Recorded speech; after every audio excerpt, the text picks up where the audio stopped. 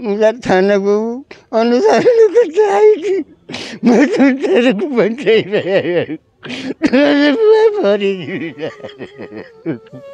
सुना व्यवसायी निकटर अलंकार लुट अभियोग बासुदेवपुर थाना ब्राह्मणीगाँ छकर अनीति दूर में आज संध्यारे जड़े सुना व्यवसायी दुर्बृत्त माने छिनताई करिथिबा अभियोग होईछि।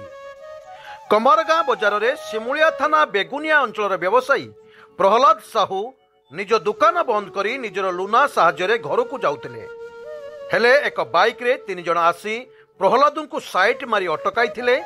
प्रहलाद गाड़ी रे थिबा 8 भरी सुना और रूपा को दुर्बृत्त माने छड़ाई नहीं घटनास्थल फेरार हो जाइथिले।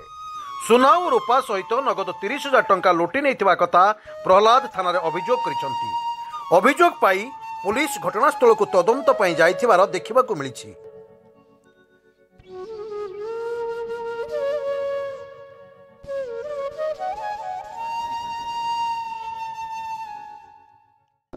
मु दुकान बंद करके जाऊनी 7:40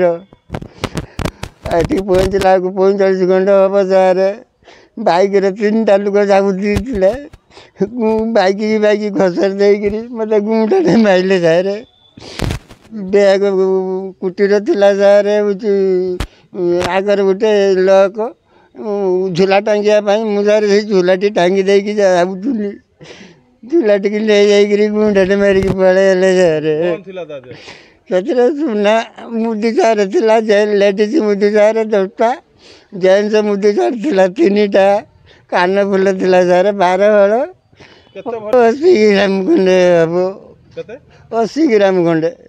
हाँ रूपा सार किले भितर बेसी कहमी कहीं सार किले भितर टंका थिला 30,000 मुझे थाना को अनुसरण करते आई मैं तो तेरे को बचाई